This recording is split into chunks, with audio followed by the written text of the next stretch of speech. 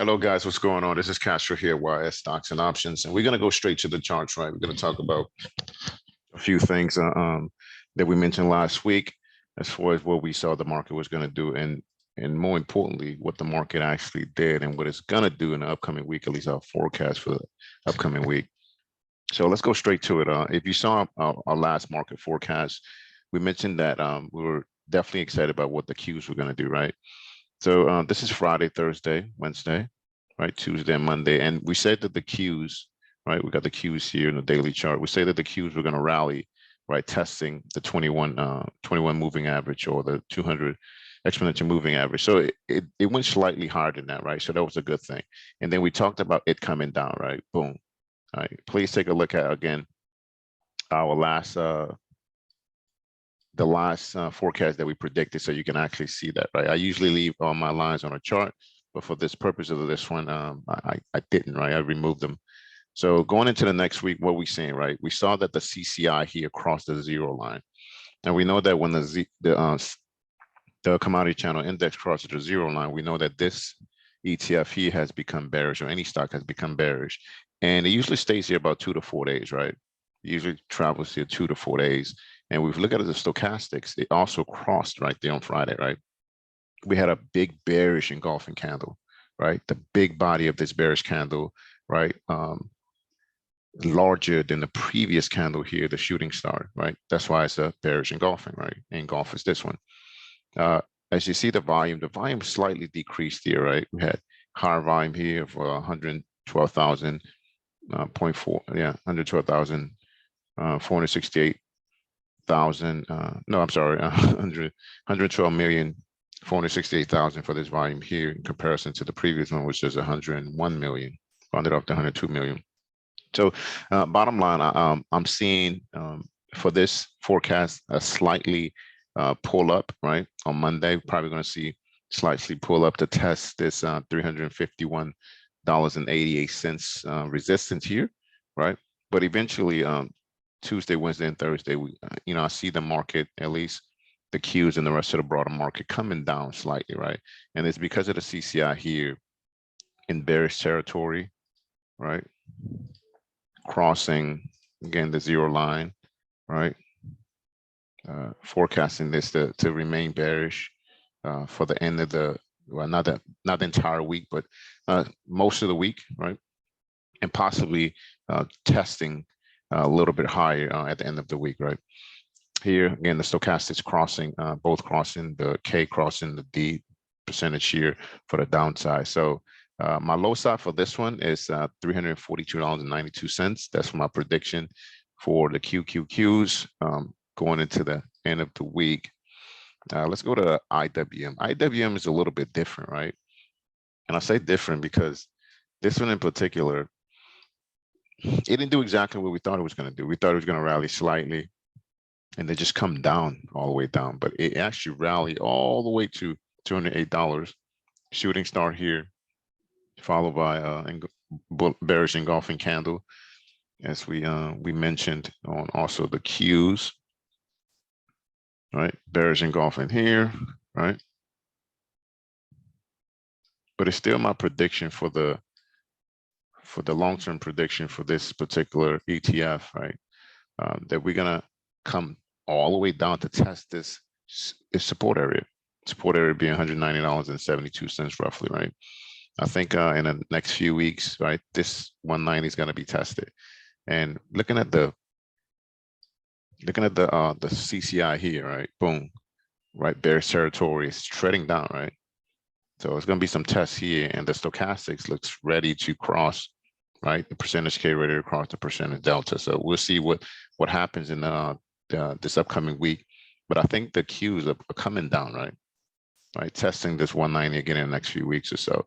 But the long-term outlook for this particular ETF here, for the Russell 2000 ETF, is that I see it testing again that 190 support area.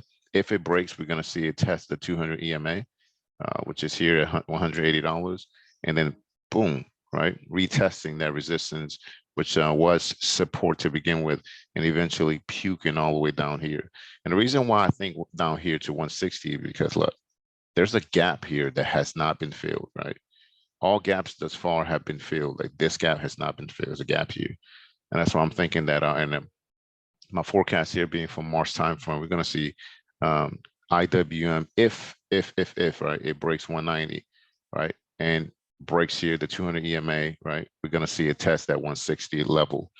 More to follow on that, but that's a long-term prediction, right? We're looking all the way to March for this one in particular. So have your stop loss set in place for that one, right?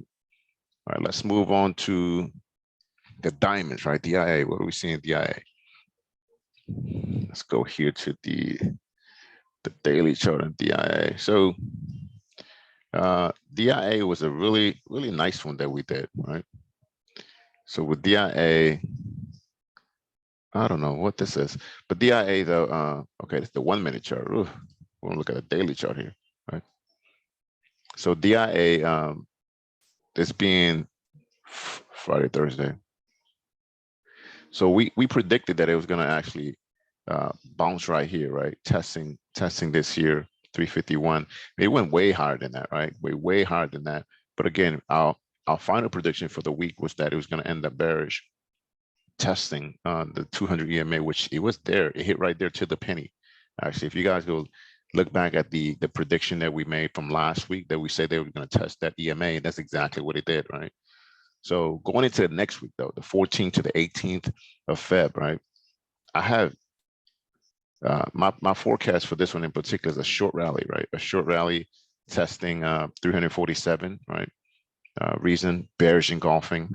Overall, I think it's going to come down, but I think on Monday being the first day of the week, it's gonna open a little bit higher, just to let's just say, hey, we're here, whatnot. But we look at the volume here, right? Decrease in volume, right? Bearish volume. So we're going to see a little bit upside for the bulls to run just a little bit up, right? But overall, if you see the CCI here, right, it crossed, right? It's crossing the 0 line, right?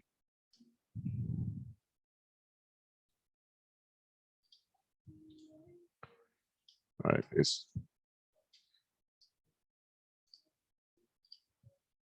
you notice here is, I don't want to do that because then, what are we going to use there? The lines. Okay, so we see here, right, the CCI crossed the 0 line, right? That means the ETF has become bearish, like I mentioned before on the triple Qs. It's bearish territory, right? That's bearish territory. So we're going to see this go a little bit lower, right? We're going to see a trade around here sometime, right? Same thing, stochastics, right? Percentage K right here across the delta, percentage D, right? Bearish here, right? Huge bearish engulfing, right? Again, we're going to see a slight little pop. Possibly we're going to monitor the volume on this one in particular, slight little pop. But eventually, right, I'm seeing the diamonds along with the Qs and also the Russell 2000 end of the week closing a little bit lower, test their respective support areas for that one, right? Again, bearish engulfing candle, volume decrease, right? Right, CCI commodity stock index crossing 0 line, and then the stochastics as a icing on the top, icing on the cake, should I say, that this is gonna go a little bit lower. So I want to look at the VIX before I actually take a look at the spiders, right? S&P 500. If you guys notice for the spiders, and I'm going to go here to the weekly chart. On the spiders, I actually drew this here for you guys to really pay attention to and take a look at, right? Let's see here. So for the spiders, I drew the support area here, right? The support line, right? Or area. And the whole gist of the support area was that the VIX has been trading right above that, right? For the last, what, 1, 2, 3, 4, 5, 6 weeks, right? Boom, right? And so my long-term forecast for this one was that the VIX was going to reach around 40-ish, right? Because what? Boom, it's making a higher high, right? This high was here 34. The other high was 38. And now I foresee it hitting 40 by March, right? The middle of March, during quad witching is really what I'm anticipating that. If you look at the CCI too, the CCI is hedging upwards, right? Look at that. Bad boy's going up, right? We set a slight little pause here for the stochastics, flat line, right? But we'll see what it does for the next few weeks, right? I think this is going to go higher for the stochastics, but the CCI is definitely hedging higher. which leads me to believe that that's definitely going to happen for during quad witching, the third week of March timeframe, right? So that's the long-term look into the VIX, right? And we know that the VIX is the reciprocal of the S&P 500, right? That's the importance. Every trader should definitely understand, know, and watch the VIX, because this here tells you what the market is doing. When I say about the market, I'm really talking about the spider, being that that's the Fortune 500 companies of the U.S., right? But let's look at the daily chart here, right? Let's look at the day-to-day stuff. What are we seeing, right? So for the VIX itself, I had that the VIX was actually going to rally up and then pull down and then go up, right? It did exactly that. If just look at the previous forecast that I did, right? Look at the video. It's posted here somewhere, right? You'll see that, right? I said that it was going to test the EMA right here. It went a little bit lower than that, right? Say it was going to test this EMA early on in the week. It did it a little bit later. Then it went high, right? But another thing that we've seen thus far when it comes to the VIX is that whenever it has the shadow here, right? This is a pivotal point of these shadows, right? Here it happened in December. You should see the VIX come down a little bit, right? Look at this, boom, long wick, right? High volume, right? And then it came down a little bit the next day, right? Same thing happened here in January, boom, long wick here. It reached highs 38.94, then it came down a little bit, right? And that's why I'm led to believe that that's what we're going to see here on Monday. We're going to see that the VIX come down just a little bit, right? Test this support area here, 2024-ish, right? 24-ish, even, yeah, it closed here, but I think it's going to test the 24 level here. That's why I have my price target here, 24.68. I think it's going to test that early on in a week. And of course, that's early on in the week. And of course, just continuing to its natural trajectory in the next few months, going higher, higher, higher. And of course, staying within this, I believe this is support area here. If it break this support area, I think we're going to probably see it go the opposite way. But I'm still believing that this is going to happen here, right? That's for the daily chart for the VIX, right? Again, Monday's going to come down a little bit. Of course, if we say, well, if it comes down, what happens? That means the market goes up, right? We're talking about the S&P 500 goes up and so on and so forth, right? The Q should go up or whatever. But overall, when you look at this here, right? This is a commodity commodity channel index for the VIX. It crossed the bearish territory, right? And we know that once it crossed the bearish territory, right? Everything above here is what bullish, right? Everything above here is bullish, right? Everything below that is bearish. Look at the stochastics. The stochastics here is, right? We have the percentage K cross the delta, right? So this here is bullish too, right? Going higher, higher, higher, right? That's for the daily. Let's go back to the weekly. We'll probably see the same thing for the weekly. Like, so we talked about being flatline, but the commodity stock index, commodity channel index, when I say stock index, is actually hitting higher, right? Again, this is the reciprocal of the S&P 500. So let's look at what the S&P 500 is forecasted to do, right? Woo, look at this bad boy here, right?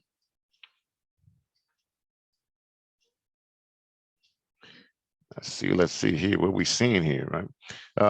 My prediction for this one again was that it was going to rally to the 21 EMA, right? We talked about that, the mean, right? Because it has support here, we say it was going to rally here. It went higher than that. Boom, went much higher than that, right? Causing a gap here, right? It went much higher than that, boom, right? It went at highest $357 and change. And it filled this gap here, came down, boom, right? Below the EMA. Shooting star, right? We know what that is. You know what the candle is, shooting star, causes form the shooting star here, right? This candle here, right? And then we had a bearish engulfing, right? This body here engulfing the previous candle, bearish engulfing candle, right? But it hit right there, right? It went straight to the penny to what we predicted it would do at the 20 EMA, right? That was my prediction for the end of the week for this one last week. Again, take a look at the video, right? We had the video here, and we hit this deal on the mark, right?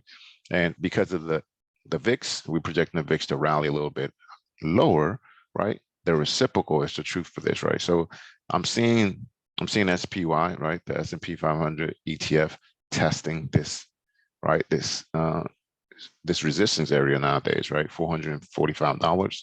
So I see a slight little rally in the beginning, right? Maybe half of the day throughout the entire day, right? But eventually for the end of the week, I see the S&P 500 testing, right, about $436.51, right? Volume here, increased volume, right? So we're probably going to see maybe a little bit, definitely a little bit more selling for the next week, right? But I think it's going to come up again, up a little bit higher, right? But as you can see here, right? Boom, it has entered bearish territory, right? We say when the commodity channel index crosses the zero line for the downside, it has become bearish, right? We've said that, right? Look at that, the stochastics, right? The percentage K here across the percentage delta, right? So this here has become bearish, right? So we're going to see more downside, right? For this one in particular, right? So even though I see a slight little rally, and I'm being generous here to 445, I don't think it's going to go that high, to be honest with you. I think it's probably going to go to like $442, and then we're going to see it come down. So I'm going to do another one. Let's see which one's going to be correct. It's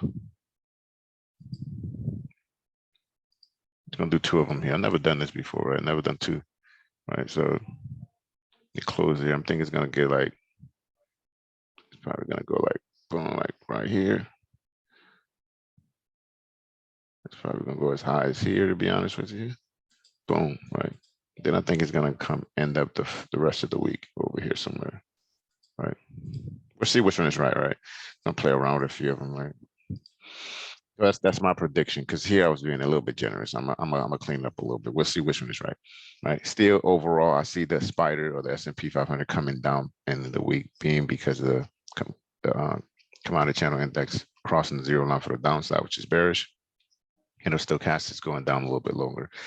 So that's it, right? Overall, I see the market going down at the end of the week, a little bit lower, testing those key support areas for each and every one of them. But we'll see what happens, right?